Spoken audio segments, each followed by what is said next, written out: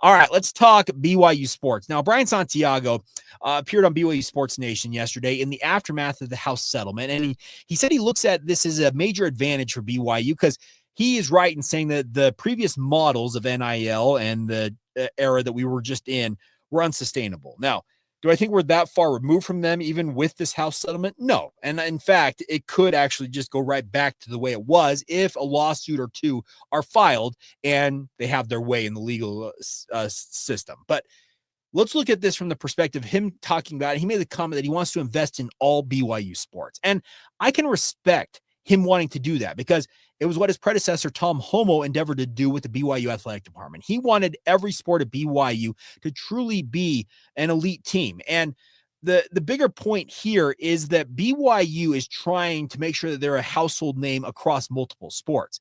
Can that really exist in the House settlement era when revenue share, is going to direct, at least in theory, 75% of the money from revenue share to football, maybe 10 to 15% to basketball, but then maybe carve off the final 10% for all other sports in the BYU athletic department. Now, that sounds like relative pennies to some of you out there. It was thinking of 10%. Well, here's the deal.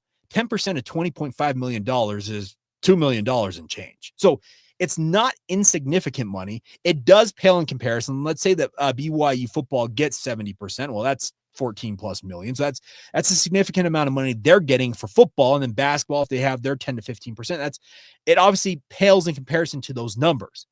But the other side of it is that Brian Santiago knows that a well-rounded athletic department is going to make BYU a force in college sports that is going to make it a household name in more than just football and basketball. Yes, those are the two sports that are going to butter the bread at BYU because they are the two revenue generators. And he has said that. He said, those two will get the lion's share of this money. So his comment about funding all sports, I don't think it's off base, but understand it is in context of maybe they're getting 10%, maybe it's 5%, but that is some significant money in and of itself because we're talking about millions upon millions of dollars.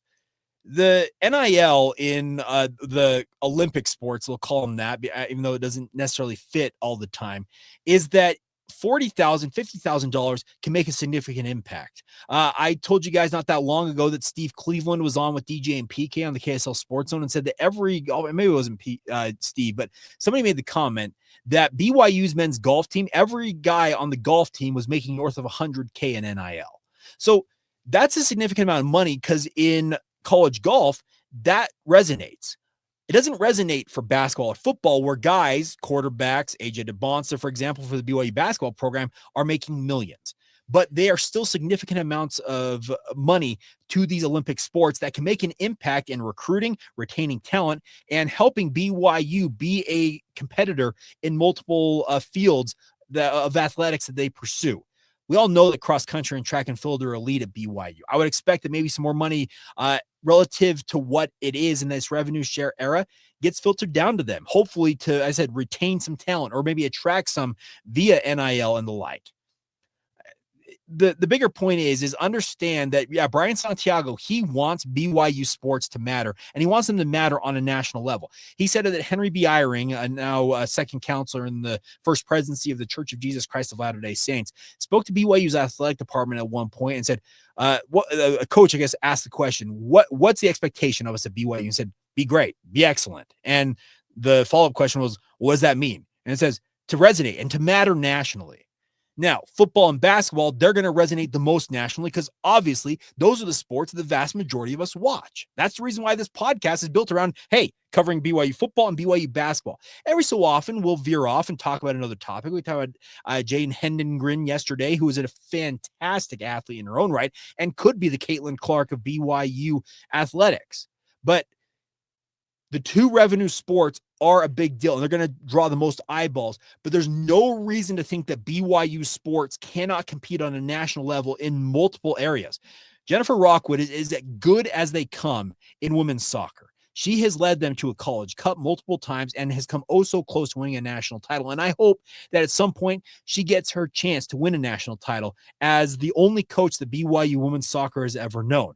I hope that Etta Eyestone and Diljit Taylor, who are an incredible tandem leading BYU track and field and cross country on the men's and women's side of things, I hope they continue to have dominance and win more national titles in cross country. And they've got the NCAA championships in track coming up. I hope that they can go out and make an impression nationally in track and field. That goes for every sport at BYU. Men's and women's volleyball, swim and dive, softball, baseball, men's and women's tennis. What am I missing out here? Women's basketball. Every sport at BYU has the opportunity to shine. And if they can filter down maybe a little extra money, and maybe it is that, let's say that they come to BYU and they sit down with Kalani Sitake and Kevin Young and say, hey, okay, we have this $20.5 million. Let's say it's $20 million, just for easy math sake on this podcast. Let's say that Kalani, you're going to get 75% of the rev share. Kevin, speaking of Kevin Young, you're getting 15, and then we're going to save this extra 10% over here for the other sports at BYU. Well, could Kalani Sitake in theory say, hey, I'll take 70%, so give me $14 million versus $15 million. That'd be the math there to even it out. Give me $14 million, take that extra million and invest it in other BYU sports because he just wants BYU to matter on a national level. Now, that'd be pretty altruistic of Kalani to do that, but is it out of the realm of possibility that Kalani, who is a BYU guy through and through, could do that? No, it absolutely could be a plausible scenario that could play out here.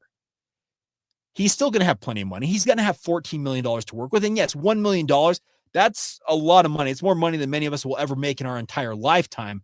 But it could be a way that BYU makes sure that they matter more on a national level than just watching BYU football succeed at the Big 12 level and watching BYU men's basketball hopefully make it run in a national title under Kevin Young.